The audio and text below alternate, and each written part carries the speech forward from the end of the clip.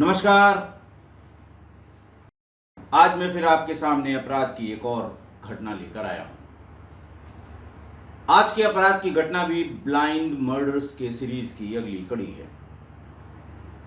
Blind murders के बारे में इस सीरीज की हर घटना के शुरू में मैं आपको बताता हूं कि ऐसी घटना, ऐसी हत्या जिसके बारे में प्रारंभिक रूप से किसी तरह का कोई सुराग मरने वाले के परिजनों, पुलिस या जानकार लोगों के पास नहीं होता। ऐसा नहीं कि सारे ब्लाइंड मर्डर्स अब सुलझा दिए गए हों कहीं के भी देश में। कुछ आज तक अनसुलझे हैं, कुछ बड़ी मर्डर मिस्ट्रीज आज तक अनसुलझी हैं, लेकिन पुलिस ने जिनका खुलासा काफ़ी लंबे लंबे समय बाद किया, मैं वो आपके सामने इसलिए जिक्र करता हूं कि अपराधियों की चालाकी, कितनी भी चालाकी से की गई हत्या हो, बेशक 3 साल बाद, बेशक 4 साल बाद, बेशक 8 साल बाद ट्रैक किया तो पुलिस ने ही किया। पुलिस के बारे में तमाम नकारात्मक टिप्पणी के बाद भी इसी पुलिस ने किया। पुलिस के बारे में जो हमारे सुधी श्रोता टिप्पणी करते हैं, और कौन सी ऐसी खराब बात नहीं है जो पुलिस के लिए नहीं कहते। कुछ बातें सही भी हैं, लेकिन ये भी सोच कर देखिए कि अगर पुलिस न होती तो क्या इन थोड़े बहुत केसेस 40% आप इसे मान लें ब्लाइंड मर्डर्स के, क्या ये सुलझ पाते? आज की घटना या आज का जो वाकया है वो है कानपुर से। दिसंबर 2018 को कानपुर के 5 दिसंबर की बात है। ये 5 दिसंबर 2018 को कानपुर के बिठूर बहुत ऐतिहासिक रूप से फेमस कस्बा है कानपुर का।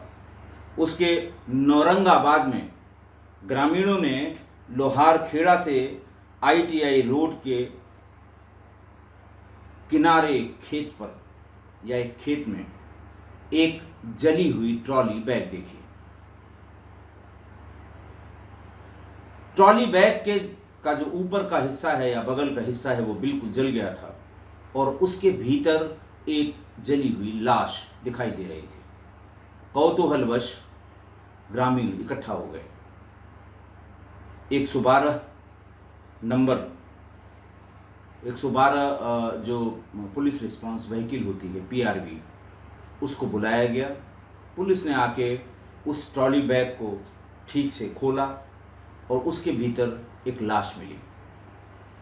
लाश के सिर का हिस्सा यानी फेस का हिस्सा कुछ थोड़ा बहुत देखने में लग रहा था कि अगर कोई पहचानने वाला होगा तो देख के पहचान सकता है, लेकिन बाकी शरीर जल गया था, अच्छी तरह जल गया था।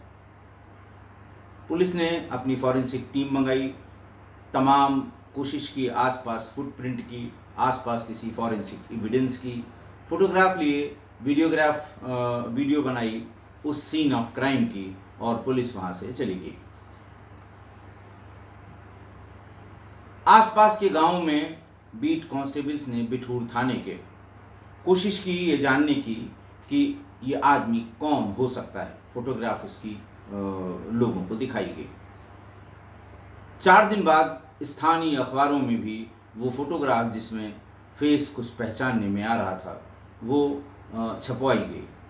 3-4 बड़े हिंदी दैनिक में थानाध्यक्ष की तरफ से ये फोटोग्राफ भी छपवाई गई कि इस अज्ञात व्यक्ति की लाश एक ट्रॉली बैग में जली हालत में मिली है। जो कोई इसे पहचान रहा हो वो फला फला नंबर पर पुलिस से संपर्क करे। फिर दोबारा इस अज्ञात लाश के बारे में अखबारों में छपवाया गया करीब 2 महीने बाद, लेकिन कुछ भी पता नहीं लगा।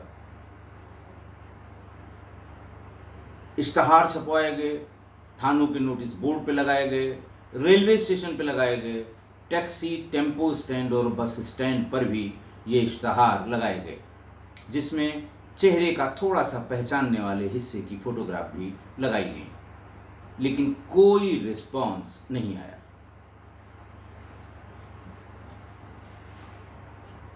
पुलिस परेशान थी, सुपरवाइजरी ऑफिसर्स जितने थे वो इस बात पर जोर दे रहे थे कि पहले शव की पहचान हो, और सही बात भी थी, बिना शव की पहचान किए विवेचना को आगे नहीं बढ़ाया जा सकता।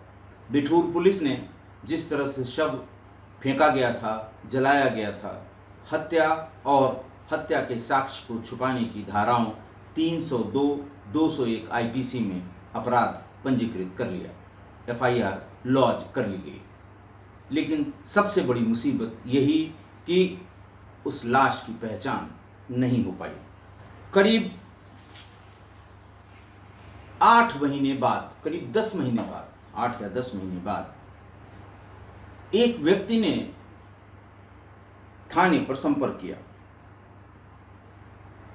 शख्स था कानपुर देहात का। उसने कहा कि साहब, एक मकान बेचने के लिए मकान के कुछ कागजात हमें दिखाए गए। मकान की कीमत बाजार में लगभग 5 करोड़ रुपए है, और उस मकान को वो 2.5 से 3 करोड़ रुपए में बेचने को तैयार थे, और बेचने का आधार एक वसीयतनामा है। मकान लखनऊ के सैनिक नगर में स्थित है। मैं मकान भी देख आया हूँ, और मुझे उसकी एक फोटोकॉपी दी गई है वसीयतनामे की। लेकिन मुझे कुछ संदेह है। मैंने वहां आसपास के लोगों से पूछा, जिस आदमी ने वसीयत की है वो करीब करीब 7-8 महीने से गायब है, उसका कोई पता नहीं है। पड़ोसी बताते हैं कि हमेशा यहीं रहते थे, उनके घर में किराएदार हैं। किराएदारों से मैंने जानने की कोशिश की, उनसे भी कुछ पता नहीं लगा। वसीयतनामे की कॉपी दिखाते हुए उन्होंने ये बताया कि ये वसीयत हमें औरंगाबाद के ही रहने वाले अरविंद सिंह राठौर ने उसकी फोटोकॉपी हमें दी है, और मैं इसे कह रहा हूं कि मुझे 2 करोड़ में दे दो। वो 2.5 करोड़ मांग रहे हैं, जबकि सही बात यह है कि उसकी कीमत 5 करोड़ है। पुलिस का माथा ठनका कि औरंगाबाद का रहने वाला अरविंद सिंह राठौर, और औरंगाबाद में ही 8-10 महीने पहले एक शख्स की लाश मिली थी।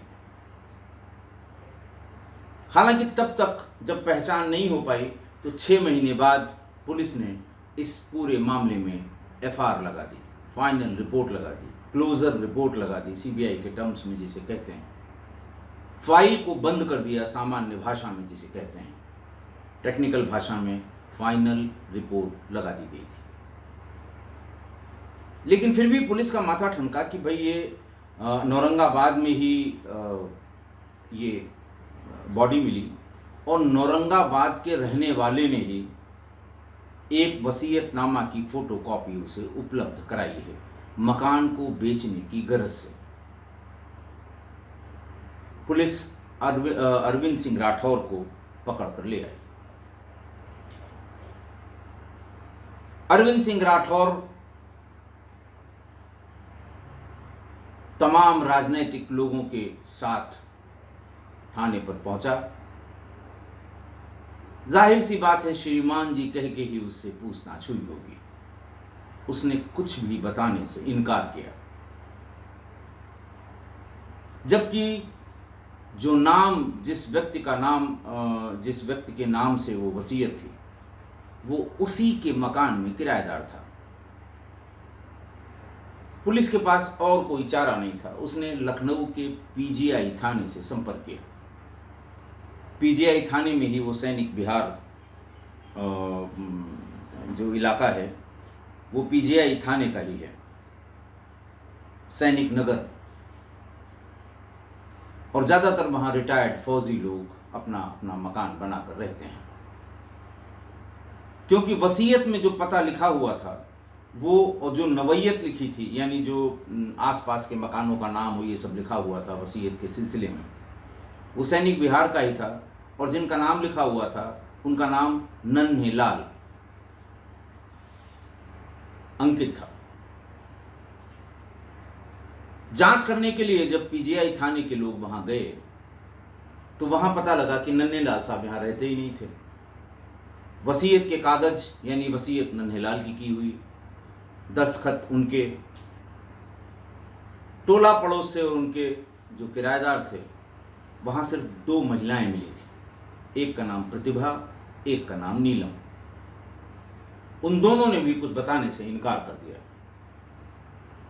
पड़ोसियों ने ये बताया कि ये पिछले 8 महीने से करीबन गायब हैं, लेकिन इनका एक लड़का देहरादून में रहता है जो कभी कभार आता है, क्योंकि उसके अपने पिता से अच्छे संबंध नहीं हैं। चूंकि सारे फौजी ही वहाँ रिटायर्ड फौजी या सर्विंग फौजी सैनिक नगर में रहते हैं, किसी ने ये पता भी बता दिया कि उसका नाम एक तो शिवेरियन है, शिवेरियन आज़ाद, और दूसरा वो देहरादून के किस मोहल्ले में किस जगह पे रहता है। कानपुर की एक टीम देहरादून गई, जहां उसने नन्हेलाल के बेटे शिवेरियन आज़ाद को खोज लिया। शिवेरियन आज़ाद से पूछा गया कि आपके पिता नन्हेलाल कहाँ हैं।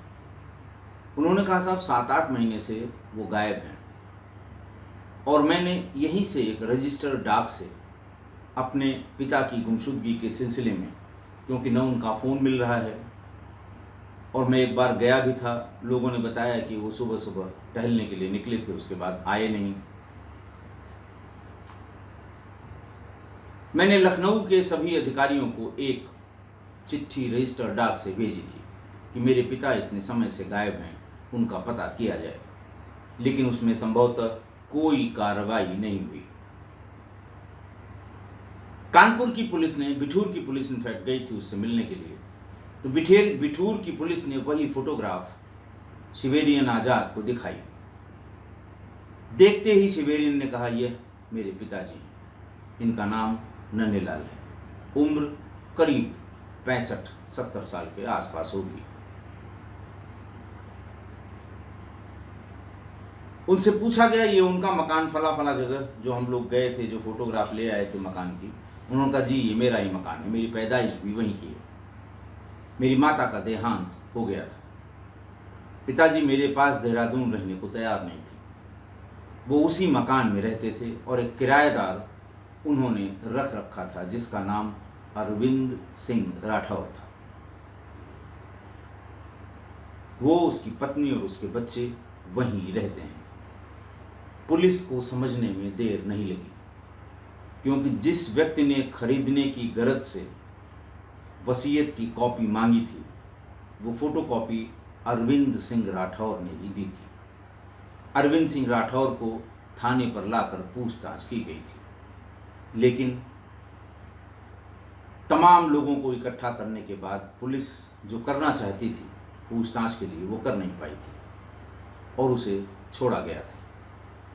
वहीं से उन्होंने अपने एसएसपी को ये बात बताई। तय किया गया कि अरविंद सिंह राठौर, उसकी पत्नी प्रतिभा और वहां पर रहने वाली नीलम, इन तीनों को स्थानीय थाने पर न लाया जाए, शहर के किसी थाने में लाकर उनसे बातचीत की जाए। ये तीनों पकड़ कर आ गए। अलग अलग पूछताछ शुरू हुई। शुरुआत में अरविंद सिंह राठौर से भी श्रीमान जी कह के ही पूछताछ हुई, लेकिन उसके बाद पुलिस अपने पर आ गई। श्रेणीबद्ध पूछताछ शुरू हो गई। उधर महिला कांस्टेबल्स ने नीलम और प्रतिभा से भी अच्छी वाली पूछताछ शुरू कर दी। घंटे भर में सारी कहानी, सारा किस्सा क्लियर हो गया। कहानी ये थी, या कारण ये था, या फैक्ट्स ये थे, अपराध कैसे हुआ था कि रिटायर्ड फौजी नन्हेलाल सिंह ने अपनी पत्नी की मृत्यु के बाद 17 फरवरी 2016 को प्रतापगढ़ की एक तलाकशुदा महिला नीलम से शादी कर ली। शादी चोरी से हुई, शादी मंदिर में हुई, आर्य समाज मंदिर में, और बतौर पत्नी वो उसके साथ रहने लगी। किराएदार अरविंद सिंह राठौर भी अपनी पत्नी के साथ एक भाग में रहता था, जो नन्हेलाल की सेवा किया करता था। और नन्हेलाल का ये कहना था अपने बेटे से कि मैं यहाँ अकेला रहता हूँ, एक किराएदार रहेगा तो हमारी सुरक्षा रहेगी। लेकिन जैसे ही ब्याह के वो नीलम को ले आए, महीने 2 महीने में ही नीलम से अरविंद सिंह राठौर के संबंध हो गए। नन्हेलाल की उम्र करीब 65 से 70 के आसपास थी, जबकि नीलम की उम्र लगभग 28 से 30 साल थी। अरविंद से संबंध हो गया।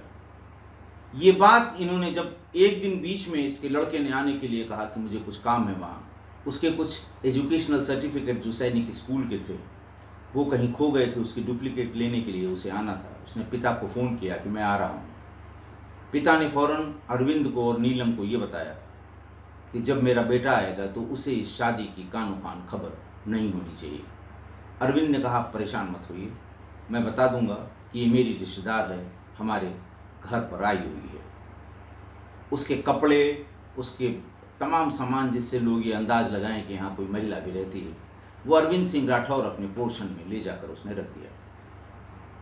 शिवेरियन आज़ाद जो उसका बेटा था वो 2 दिन तक रहा। इस बीच में नीलम भी 2-4 बार चाय बनाने, खाना बनाने आई।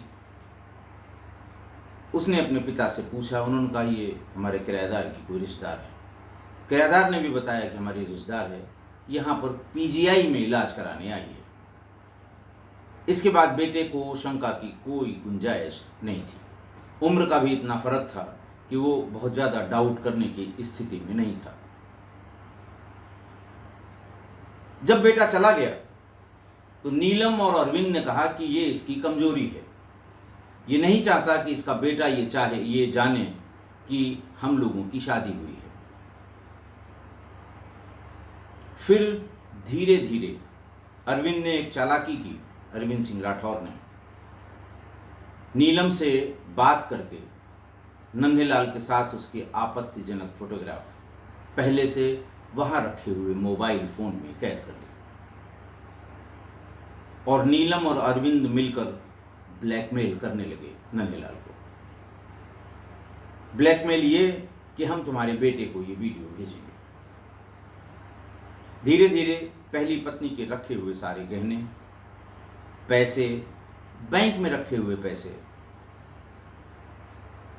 और पेंशन जो रिटायर्ड फौजी को मिलती है वो पैसे भी सब हथिया लिए। बढ़िया मकान, मैंने बताया बाजार में लागत 5 करोड़, केवल नन्हेलाल के पास वही बचा। अरविंद राठौर ने कहा कि हम तो इसको कैसे बेचा जाए, कैसे इससे किया जाए। तो नन्हेलाल का जो वकील था, जो उसका हाउस टैक्स, जो उसका वाटर टैक्स, जो उसका बिजली का बिल, ये सब जमा किया करते थे, पास में रहते थे, पारा के रहने वाले थे, उनका नाम सत्येंद्र था। सत्येंद्र के पास जाकर अरविंद ने कहा कि मौका बहुत बढ़िया है, बस तुम पेपर्स बनवा लो। चूंकि हाउस टैक्स, वाटर टैक्स सब सत्येंद्र भरता था, तो सारे ओरिजिनल, और जब ये मकान खरीदा गया था, प्लॉट खरीदा गया था और मकान बनवाया गया था, उस समय की भी सारे पेपर्स सत्येंद्र के पास ही थे। सत्येंद्र के मन में भी लालच आ गई। सारे पेपर्स उसने निकाल कर दिए, फोटोकॉपी कराई, दिए, और एक वसीयत तैयार की। वसीयत अरविंद सिंह राठौर के नाम, ये कहते हुए कि मेरे बुढ़ापे में सबसे ज़्यादा सेवा अरविंद सिंह राठौर और उसकी पत्नी ने की है। लिहाजा मेरे मरने के बाद ये मकान अरविंद सिंह राठौर को दे दिया जाए।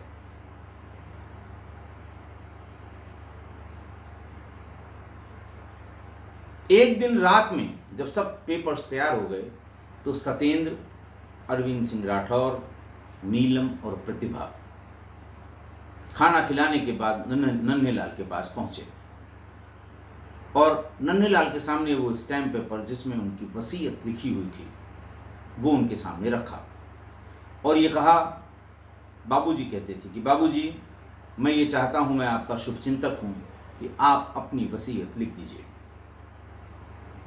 आपकी तबीयत भी अब खराब रहती है, पता नहीं कब कोई बुरी खबर सुनने को मिल जाए, तो आपकी बनाई हुई संपत्ति है, आप जिसे चाहें उसे उसके नाम इसमें भर के आप सिग्नेचर कर दीजिए।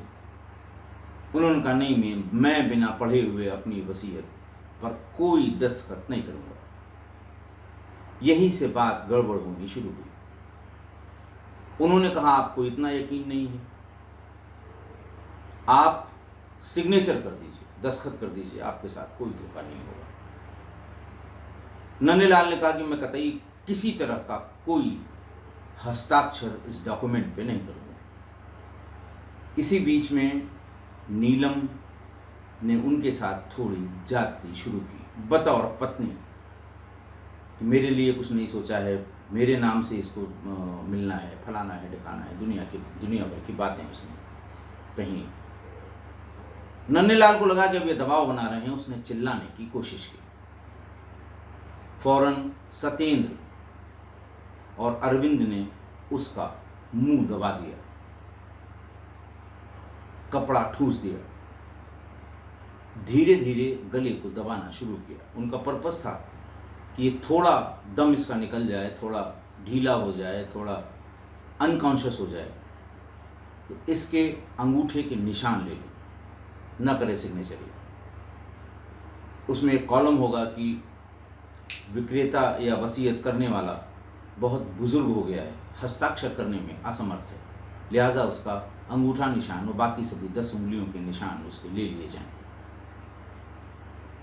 सत्येंद्र पेशे से वकील था, वो अपने साथ इंक का पैड ये सब ले आया था, क्योंकि उसे हर हाल में उस दिन वो वसीयत उससे लिखवानी थी नन्हेलाल से। जब वो अनकॉन्शियस हो गया तो उसके अंगूठे के निशान अलग पेपर पे 10-15 सादे पेपर्स पे उसके अंगूठे और बाकी उंगलियों के निशान सत्येंद्र ने ले लिए। उसके बाद अरविंद ने उसका गला तब तक दबाए रखा जब तक उसके प्राण नहीं निकल गए। सत्येंद्र ने बताया कि अगर बाहर फेंकोगे तब भी इसके उंगलियों और अंगूठे में जो स्याही के निशान है उससे पुलिस अंदाज लगा लेगी कि कोई प्रॉपर्टी लिखवाने के बाद इसकी हत्या की गई है, और अगर पहचान हो गई तो हम लोगों के सिवा दूसरा कोई नहीं है जिस पर पुलिस शक करेगी। पहला काम तो ये, हाथ की इन सभी उंगलियों में जो स्याही का निशान है इसको जला दिया जाए।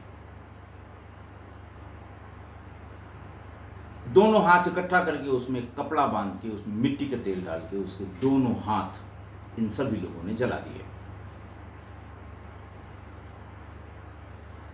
फिर अरविंद ने ये कहा कि देखो सत्येंद्र, यहां आसपास फेंकोगे, यहां इसको बहुत लोग जानते हैं, रिटायर्ड फौजियों का अपना एसोसिएशन है, हर हाल में फंसोगे। बेहतर यह है कि इसको यहां से दूर ले जाकर कहीं पर इसे फेंका जाए। अरविंद सिंह राठौर ने कहा कि मैं औरंगाबाद का रहने वाला हूं, कानपुर का, वहां की गली कूचे, जंगल, खेत बाड़ी इन सबसे परिचित हूं। किसी बोरी में भर के, किसी चीज में भर के इसको वहां तक ले चलो, वहीं जंगल में हम फेंक देंगे, कभी पता नहीं लगा पाएगी पुलिस। लेकिन इतनी दूर तक बोरी में लाश को बांध के मोटरसाइकिल से जाना थोड़ा कठिन काम लग रहा था। घर में एक ट्रॉली बैग था, अरविंद के ट्रॉली बैग ढूंढ के लाया गया। और उस बुजुर्ग आदमी को तोड़ मोड़ के उस बड़े ट्रॉली बैग में भर दिया, चेन बंद कर दी। और फिर दोनों लोग, अरविंद और सत्येंद्र, मोटरसाइकिल में उस ट्रॉली बैग को पीछे कैरियर में अच्छी तरह से बांध के वहां से चल दिए।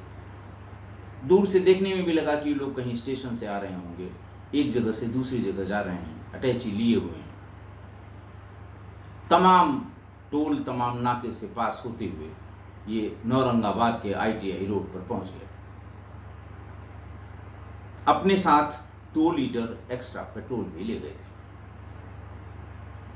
सड़क के किनारे ट्रॉली बैग को फेंक दिया। वो 2 लीटर पेट्रोल पूरा ट्रॉली बैग के ऊपर धीरे धीरे डाला ताकि वो सोख कर ले, ताकि वो भीतर रिस जाए उसमें। और फिर माचिस दिखा के वहां से भाग खड़े हुए। 2 दिन बाद अरविंद सिंह राठौर, 2 दिन तक ये दोनों सत्येंद्र और अरविंद अपने घर में रहे नौरंगाबाद में। उसके बाद वापस लौट आए। वसीयत पे फर्जी सिग्नेचर बना दिए, अंगूठा निशान था ही। वो इसलिए बना दिए कि अगर ये कहा जाएगा कि साहब ये तो वो नहीं है, तो उसमें वो टिप्पणी या नोट जो लिखी जाती है कि साहब ये दस्तखत अच्छी तरह से नहीं कर पा रहे हैं, तबीयत खराब है, उम्र हो गई है, इसलिए पहचान के लिए इनके अंगूठे के निशान लिए जा रहे हैं। वो तैयार हो गया, एक वसीयत तैयार हो गई। करीब 3 महीने बाद धीरे धीरे इन लोगों ने कहना शुरू किया कि साहब एक मकान है जिसमें दादाजी रहते थे, उनकी मृत्यु हो गई बीमारी से, हम ही ने सब उनका किया, और वो अपनी वसीयत में वो मकान मेरे नाम बेच के चले गए। जिस व्यक्ति ने कानपुर देहात के, इसको पता लगा उसे मकान की ज़रूरत थी लखनऊ में, उसे सौदा ठीक लगा, उसने जानबूझ के कम दाम लगाया। बेचने वाले ने बहुत ज़्यादा जिद नहीं की और उसी दाम में मकान बेचने को तैयार हो गया। तभी उसे डाउट हुआ। उसने आसपास पूछना शुरू की कि भाई यहाँ कौन रहता था, जब मरे तो अंतिम संस्कार किसने किया, कौन सेवा करता था इनकी। तो लोगों ने बताया कि सामान्य रूप से वो अपना काम खुद करते थे। एक किराएदार रहता था, उसके यहाँ 2 महिलाएं थीं। ये उन लोगों ने बताया कि 2 महिलाएं थीं और सबका आना जाना उस बुजुर्ग रिटायर्ड फौजी के यहाँ था। लेकिन उसके मरने की कोई सूचना मोहल्ले में नहीं है। किसी को नहीं पता वो कब मरा, कब गया। पूछने पर ही पता लगता था कि बेटे के पास गया है। तब उसे इस बात पर डाउट हुआ कि कहीं न कहीं दाल में कुछ काला है, और इसीलिए बिठूर थाने पर जाकर उसने उस वसीयत की फोटोकॉपी दिखाई थी। यानी एक ब्लाइंड मर्डर, जिस मर्डर का केस पुलिस की फाइलों में बंद हो गया हो, जिसमें फाइनल रिपोर्ट लगा दी गई हो, उसका पता वसीयत के एक 2 पन्ने के कागज से लगा।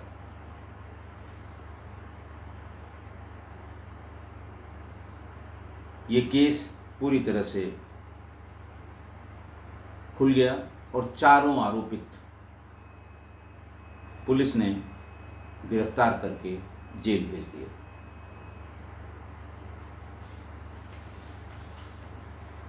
आज की घटना देखिए, आज की घटना से बहुत ढेर सारे सबक लिए जा सकते हैं। आप देखिए घटनाक्रम को, अगर कि पहली पत्नी की मृत्यु के बाद बुजुर्ग ने नई उम्र की एक महिला पर दया दिखाते हुए कि विधवा महिला है, आर्य समाज मंदिर में चोरी से शादी की, किसी को पता न लगे कि बुढ़ापे में मैंने शादी की।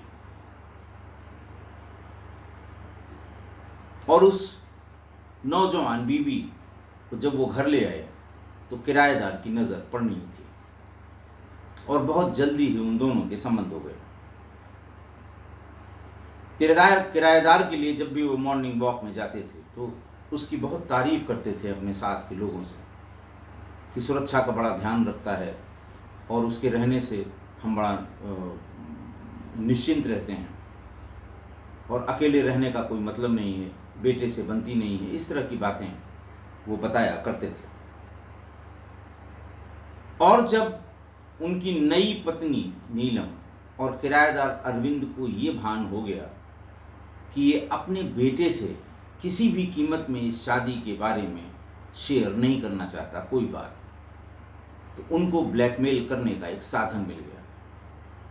मैंने बताया कि एक आपत्तिजनक फोटोग्राफ और वीडियोग्राफ भी नीलम से कह के मृतक नन्हेलाल सिंह की वो वीडियो बना ली गई और उसी को दिखा कर उसको ब्लैकमेल करने लगे। और उसके पास जो कुछ भी था, वो नई पत्नी और किराएदार, तो दोनों एक ही हो गए थे, उसको ले गए। कुछ उसके पास नहीं बचा। वो छोटे मोटे काम के लिए भी नीलम और अरविंद पर डिपेंड रहने लगा। जब सिर्फ मकान बचा तो मकान के लिए भी उनके दिमाग में लालच आ गई कि कैसे भी करके इसको बेचा जाए, लेकिन बेचने से पहले इस बूढ़े को रास्ते से हटाया जाए। वकील से संपर्क किया, ओरिजिनल कागजात निकाले और उनको लगा कि अब हमारा काम बन गया। जिस दिन इन लोगों को उस वसीयत पे सिग्नेचर यानी हस्ताक्षर कराने थे, उस दिन तमाम जोर जबरदस्ती के बाद भी उसने हस्ताक्षर करने से इनकार कर दिया, उसकी हत्या कर दी। जब हल्की फुल्की सांस चल रही थी, या हत्या के 1 घंटे बाद तक भी, जब तक रिगर मोर्टिस ना आ जाए, अंगूठे का निशान प्लेन पेपर पर आ जाता है। रिगर मोर्टिस आने के बाद अंगूठे का निशान प्लेन पेपर पर लिया जाना संभव नहीं है। जब उनका काम पूरा हो गया, उसे जलाया, जला के ठूंस के उसे ले गए और फेंकने के बाद भी ट्रॉली बैग में आग लगा दी। अपनी तरफ से हत्यारों ने कोई भी कसर नहीं छोड़ी थी कि पुलिस यहाँ तक पहुँच भी पाए, और कुछ हद तक वो अपने प्रयास में कामयाब भी हो गए थे। पुलिस ने फाइल बंद कर दी, फाइनल रिपोर्ट लगा दी। बुढ़ापे की शादी के बारे में एक मशहूर लेखक हैं मुश्ताक अहमद यूसुफी। उन्होंने लिखा है कि बुढ़ापे की शादी और बैंक की चौकीदारी, इन दोनों चीज़ों में जरा भी फर्क नहीं है। सोते में भी आंख खुली रखनी पड़ती है। यूसुफी साहब के इस सूत्र वाक्य को ऐसे जोड़े बॉलीवुड के तमाम एग्जाम्पल हैं जहां 70 साल की उम्र में, 75 साल की उम्र में अभिनेताओं ने शादी की। नाम लेना ठीक नहीं है, आप गूगल करिए, आपको दसियों ऐसे बॉलीवुड के स्टार्स मिलेंगे जिन्होंने बुढ़ापे में शादी की, और उसका हश्र भी वही हुआ जो आज की घटना में उसमें हुआ था। और जो भी इस सूत्र से वाकिफ नहीं हो पाया, बैंक की चौकीदारी में अगर आंख बंद कर ली, सो गया, या बुढ़ापे की शादी में सो गया, तो बैंक में भी चोरी होने की पूरी संभावना है और लुगाई के भी चोरी होने की पूरी संभावना है, जो यहाँ हुआ। तो जो भी सूत्र वाक्य से वाकिफ नहीं है या सावधान नहीं है, उसके साथ वही होगा जो आज की अपराध की घटना में हुआ है। आशा है आप मेरी बात से सहमत होंगे। आज के लिए इतना ही। बहुत बहुत धन्यवाद।